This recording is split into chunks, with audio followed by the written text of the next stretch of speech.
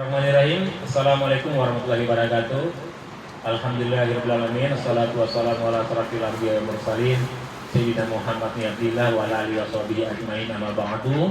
Yang saya hormati Bapak Kepala Dinas Ketahanan Pangan, Pertanian dan Perikanan, Bapak Insinyur Yeti, yang berhalangan untuk hadir.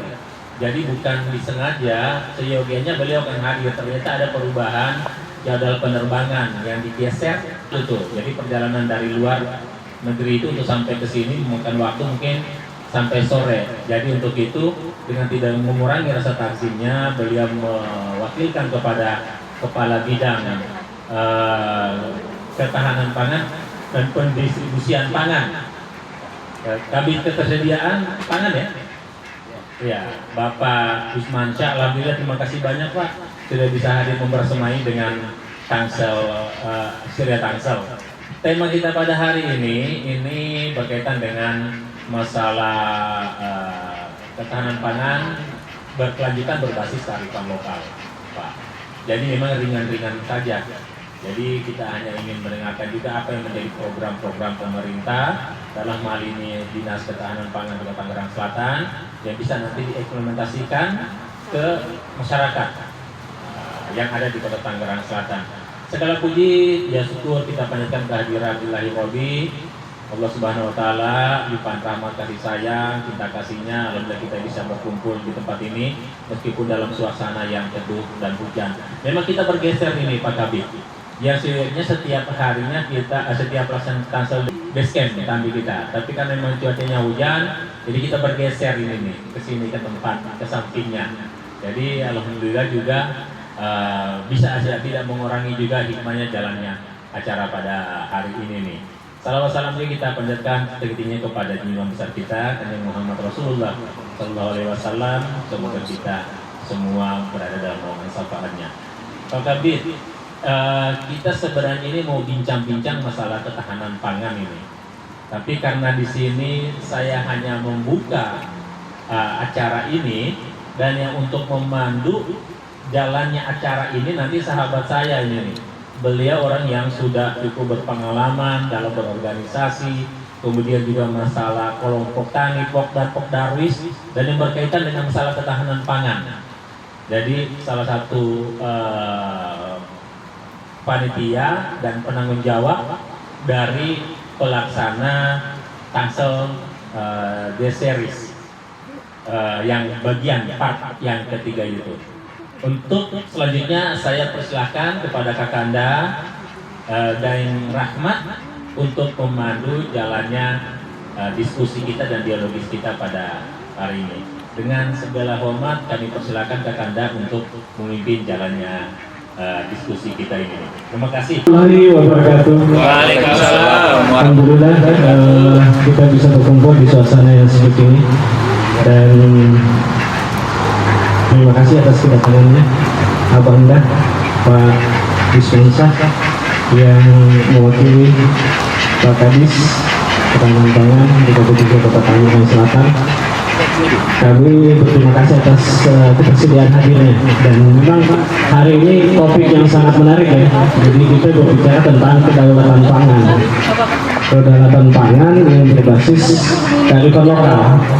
Ini memang saya lihat di Kota Tangerang Selatan sudah mulai melakukan itu. Konstruksinya sudah dibuat, strukturnya sudah dibuat, tinggal komponen-komponen pendukungnya itu masih belum memahami role model yang diinginkan oleh Kota Tangerang Selatan. Nah, yang jadi topik pembahasan saat ini adalah kearifan lokal apa yang mau kita jadikan sebagai substansi dalam pendukung ketahanan pangan itu. Bahkan bahasanya di sini sudah kedaulatan pangan, Pak Wismansyah. Nah, ini kan menarik. Artinya kan objeknya adalah pangan, dan ini tujuannya adalah kedaulatan. Berarti berbicara tentang azas manfaatnya untuk masyarakat yang ada di Kota Tangerang Selatan. Bagaimana setiap wilayah di Kota Tangerang Selatan ini terdapat ketersediaan pangan yang cukup dan sesuai dengan kebutuhan yang diinginkan oleh masyarakat Kota Tangerang Selatan. Jadi ini menarik Pak Wismansa. Jadi kami di sini kebetulan dengan historia Kota Tangerang Selatan membuat tema seperti ini bukan serta-merta, karena memang kita berharap dengan tema ini kita bisa mencetak sejarah tentang bagaimana Tangsel memiliki kedaulatan pangan. Jadi fungsinya historia adalah mencetak sejarah-sejarah yang terjadi sebelumnya, yang akan terjadi dan yang sudah terjadi. Nah ini akan kita jadikan tema kita yang ketiga. Izin Pak Wismansa, mungkin teman-teman yang ada di sini ingin mendapatkan sedikit pencerahan. Sebenarnya role model yang dibuat oleh Kota Tangerang Selatan ini untuk mewujudkan kedaulatan pangan di Kota Tangerang Selatan itu menggunakan kearifan lokal yang seperti apa? Kita tahu ya sama-sama di sini sudah mulai dilaksanakan RW mantap. Kita tahu dulu pernah dilaksanakan beberapa penyuluhan sehingga terbentuklah ada kelompok tani, ada kelompok budidaya ikan yang tersebar di Kota Tangerang Selatan. Dan terakhir saya sempat diundang oleh Dinas Ketahanan Pangan berbicara juga di sana tentang bagaimana kita mencari apa sih yang sebenarnya yang bisa menjadi penopang kedaulatan pangan Kota Tangerang Selatan. Nah, kalau secara statistik Kota Tangerang Selatan ini memang memiliki kebutuhan pangan yang cukup besar. Contoh dari saya saja ya, bicara lele Pak, kebutuhan Tangsel ini bukan main, dan itu masih dominan disuplai dari luar Kota Tangerang Selatan. Jadi PR sekali nih untuk menjadi kedaulatan pangan. Jadi mungkin sedikit prolog dari saya dan sedikit penyampaian data-data yang saya terima, mungkin bisa didapat pencerahan dari Pak Wismansa sebagai Kabid Ketersediaan Pangan dan Distribusi Pangan, termasuk bagaimana menyikapi kita bisa berkontribusi di program MBG mensuplai SPBG yang ada di Kota Tangerang Selatan, Pak. Ya, terima kasih waktu dan silakan Pak. Terima kasih. Assalamualaikum warahmatullahi wabarakatuh. Waalaikumsalam. Yang kami hormati Bang Daeng Rahmat selaku moderator, yang kami hormati teman-teman historia Tangsel yang hadir pada hari ini, Pak Ketua, terima kasih sudah memberikan kesempatan kepada Dinas TKP 3 Tangsel berbicara tentang kedaulatan pangan. Yang saya hormati ibu-ibu juga yang hadir pada siang hari ini. Nah, ini yang kedaulatan pangan juga nih, yang menentukan murah dan mahalnya harga pangan di Kota Tangsel. Jadi puji syukur kepada Allah Subhanahu wa Ta'ala, pada siang hari ini kita bersilaturahim dalam rangka berbicara tentang kedaulatan pangan dan apa lagi ya, berbasis kearifan lokal. Tentu ini yang sangat penting bagi kita semua warga Tangsel khususnya, kalau kita berbicara tentang pangan. Pertama-tama tentu saya menyampaikan permohonan maaf kepada dinas yang tidak sempat hadir karena memang ada kunjungan kedinasan, dan mohon maaf dan diwakilkan kepada saya, tidak mengurangi rasa takzim beliau pada acara ini, sehingga saya diutus untuk hadir di sini untuk menyampaikan beberapa hal. Salawat dan salam tercurahkan kepada junjungan kita Nabi besar Muhammad Sallallahu Alaihi Wasallam yang telah memberikan nikmat keimanan sehingga kita tetap dalam, khususnya istiqamah dalam menjalankan ajaran-ajarannya. Bapak Ibu dan yang saya hormati, tentu saya hadir di sini mungkin akan lebih banyak mendengar juga ya Pak Ahmad. Jadi akan lagi mendengar apa yang disampaikan oleh Bapak Ibu sekalian, tetapi sebagai kepala bidang, saya juga baru 2 minggu di sini, tapi setelah beberapa kali mengikuti acara ya saya juga paham ya, karena saya juga pada dasarnya anak petani lah ya kan. Jadi saya besar dari petani, kalau jadi pegawai negeri itu karena berhenti jadi petani Pak. Ternyata setelah berhenti jadi pegawai negeri mau kembali lagi jadi petani ya kan. Jadi berbicara tentang ketahanan pangan Pak, jadi maaf ya Pak, saya ini harus membaca data, saya kurang hafal. Nah, ini kalau berbicara tentang ketersediaan pangan di Tangerang Selatan, ada 10 komoditi strategis Pak. Ya, pertama beras, kedua daging ayam, ketiga daging sapi, keempat telur ayam, bawang merah, kelima bawang merah, keenam bawang putih, ketujuh cabai merah, kedelapan cabai rawit, kesembilan minyak goreng, ke-10 gula pasir. Kalau kita lihat dari 10 kebutuhan strategis ini, tentu yang tidak mungkin bisa kita produksi di Tangsel beras, enggak ya Bu ya, gula pasir, ya kan, minyak goreng, bawang cabai rawit, mungkin bawang putih, ya kan, lain-lainnya sebenarnya bisa. Nah, inilah yang ketika kita misalnya daging ayam, daging sapi, telur ayam, bawang merah, cabai rawit, semua saya kira bisa di dan kebutuhan di Tangsel tentang 9 bahan pokok ini Bu, harian Pak, ketahanan pangannya harian Pak. Jadi bukan misalnya nih, kalau misalnya nih contoh nih Pak, daging ayam itu cuma tahan 2 hari Pak. Jadi kalau 2 hari tutup jalan Pak, dari Bogor, dari mana, ya udah gak ada daging ayam di Tangsel Pak. Karena kebutuhan kita stoknya harian ya. Bayangin Pak, ada sekian juta orang makan daging ayam, nah, stoknya hanya 2 hari. Apalagi nih daging sapi, kalau daging sapi lumayan lah, masih 7 hari lah, ya kan. Yang 9 hari itu cuma gula pasir Pak, tahan 9 hari Pak. Beras harian, daging sapi 7 hari, yang lain itu cabai harian, bawang telur ayam harian, bawang merah harian, stoknya harian.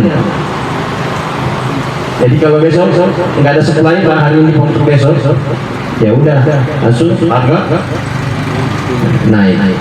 Inilah yang ya mungkin ya kan, mungkin yang salah satu yang ya bagaimana kita kearifan lokal itu bagaimana membaca situasi yang ada di lingkungan kita dalam rangka memenuhi ketahanan pangan kita. Karena ketahanan pangan Tangsel ini ya sebenarnya sih secara walaupun kita Tangsel hebatnya ini secara produksi memang kita nggak berproduksi Pak, tapi kita dikelilingi oleh supplier, ya kan dari Pak ya. Supplier pasar kita bisa dari Pandeglang, bisa dari Serang, bisa dari Lebak, bisa dari Karawang, ya kan. Kalau kebutuhan sayur kita bisa dari Bogor, Cianjur, Sukabumi. Begitupun kebutuhan nabati kita bisa dari hewani kita, bisa dari Cianjur, bisa dari. Itulah kehebatan Tangsel secara ekonomi pasar. Ketika semua di ekonomi kita serahkan ke pasar, maka itu akan tergantung supply, disediakan oleh, diatur oleh pedagang, supplier ya, supply chain-nya antara permintaan dan kebutuhan, antara penawaran dengan supply. Waduh, gimana nih antara ketersediaan. Nah kan kemarin kita survei ke pasar, kalau apalagi menjelang Nataru seperti ini, ayam kemarin bisa ganti harga karena dari 40 ke 60 ganti harga kan Bu ya, bukan naik ya. Kalau naik 2000 ya kan. Nah ini yang jadi bagaimana kearifan lokal kita, artinya dalam rangka kita membangun kearifan kebijakan kita, perilaku kita, bagaimana menjaga ketahanan pangan kita. Nah inilah yang sebenarnya yang perlu teman-teman Historia yang hadir di sini bagaimana mengajak masyarakat berpartisipasi dalam hal itu. Ya, kebetulan hari ini kita hadir di tempat ini, ya tentu kita lihat di sekitar sebenarnya ya ini miniatur dari Edufan lah, ya kan. Ini bisa dikatakan ada ayam, ada kambing, ada ikan, ada cabai, bawangnya kalau yang sebelum saya lihat tadi kan ada ayam petelur, ada ayam kampung, ada ayam potongnya belum terlihat nih. Jadi ini bagaimana kita tadi mengajak masyarakat merubah perilakunya yang konsumtif tadi menjadi bisa produsen terhadap lingkungannya. Nah, maka pemerintah kota dalam hal ini kan banyak membangun, Pak. Ada RW mantap, ada kelompok KWT, kelompok wanita tani. Nah, inilah yang sebenarnya yang tadi kearifan lokal kita yang tadi RW mantap, KWT tani. Bagaimana kita membangun sistem ekosistem dalam satu ekosistem bahwa setelah dibentuk oleh pemerintah, dibangun oleh pemerintah, kemudian itu menjadi berkelanjutan. Yang masalah ini kemudian kan kalau tidak berkelanjutan, Pak. Hari ini anggarannya turun, tahun depan, kemudian tahun depan nunggu anggaran lagi. Nah itu enggak jadi sustainable. Semestinya itu berpindah kepada, kalau saya katakan harus ketuk tular gitu lah, Pak ya. Satu berhasil, yang berhasil akan menjadi contoh bagi yang lain untuk berbuat. Inilah kearifan apa, kalau ketahanan pangan kita yang lokal itu kan itu yang perlu. Ya, kita ini terkenal dengan kota dengan 1000 danau, kalau 1000 situs, 10 situ ya kan. Ada Pak ya? Ada beberapa situ kan Pak ya. Salah satunya di Hulu yang tempat kita berada ini. Pastinya kearifan lokal kita itu bagaimana memelihara pangan dalam hal misalnya tadi ketersediaan ikan lele, ikan tawar lah ya Pak ya. Kan ini kan negeri yang ada situ Tujuh Muara, ya kan, ya situ Pamulang, ada situ Sasak, ada situ apalagi ini Bintung, ada situ yang di Perigi, ya itu kan. Nah, inilah yang kearifan lokal kita, bagaimana memanfaatkan kekayaan alam, sumber daya alam kita itu menjadi sumber daya ekonomi. Dan itulah yang sebenarnya tadi kata Ibu dari petani milenial Bu ya. Nah, pelani milenial itu kan ya perlu kita ajak buat program dan disampaikan kepada pemerintah untuk, karena petani milenial ini susah juga kalau kita kasih program. Dia harus menciptakan program sendiri, dia jalankan sendiri, ya Bu ya. Dan kendalanya pemerintah itu kan tidak bisa hari ini Pak milenialnya mau Pak saya mau bikin ini, anggarannya minta apa. Nah ini yang kendala kita di birokrasi seperti itu ya Pak ya. Beda kalau mungkin perusahaan pun ada rencana kerjanya, kalau langsung diputar, dipindahkan relokasinya ke gimana. Nah ini yang mungkin yang hal-hal yang perlu kita antisipasi. Itu juga mungkin yang pemerintah perlu antisipasi seperti itu, karena kecepatan berpikir masyarakat tidak sebanding dengan kecepatan perubahan anggaran sewaktu-waktu. Ya kan tidak Pak, tidak harus nunggu misalnya nih anggaran 2026. Kalau mau berubah kan paling cepat nanti berubah di Oktober Pak. Iya. Ya kan, perubahan anggaran 2026 harus nunggu bulan Oktober.